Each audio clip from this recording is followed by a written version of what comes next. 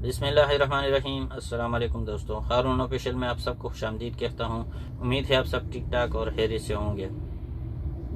दोस्तों, सऊदी वजारत सेहत डॉक्टर आर्राबी ने अपने ट्विटर अकाउंट से एक वीडियो जारी की है और उसमें उसने कहा है कि अगर आप लोग कोरोना SOPs को फॉलो नहीं करते, जो कोरोना SOPs है उसको फॉलो नहीं करते, तो हमें मजबूरन लॉकडाउन की तरफ जाना पड़ेगा, वही पुराने दौर की तरफ जाना पड़ेगा, कर्फ्यू लगानी पड़ेगी, जो हम नहीं जाना चाहते।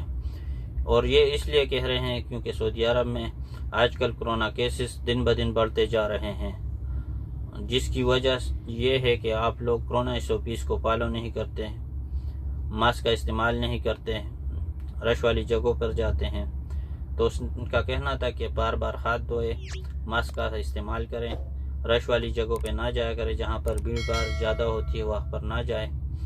और अगर आप चाहते हैं कि हम दोबारा कर्फ्यू ना लगाए, दोबारा लॉकडाउन ना लगाए, तो SOPs पर पूरा जो है फॉलो करें, जो SOPs है उसको पूरा फॉलो करें। तो दोस्तों, मेरी भी आपसे एक छोटी सी गुजारिश है कि आप लोग ज़्यादा जो भीड़ भाड़ वाली जगह है वहाँ पर ना जाया करें, मास्क का ज़्यादा इस्तेमाल करें, क्योंकि इसमें आप लोगों की भलाई है, हमारी भलाई है। क्योंकि अगर खुदा न ख्वास्ता लॉकडाउन लग जाता है, कर्फ्यू लग जाता है, तो उसके ज़्यादा असरात हम लोगों पर पड़ते हैं, कारोबारें बंद हो जाती हैं। और खुदा न ख्वास्ता अगर कर्फ्यू लगता है तो उसकी वजह से फिर उनको फ्लाइट भी बंद करने पड़ते हैं और उम्रा वगैरह भी बंद करना पड़ता है। अल्लाह ना करे कभी बंद हो जाए दोबारा।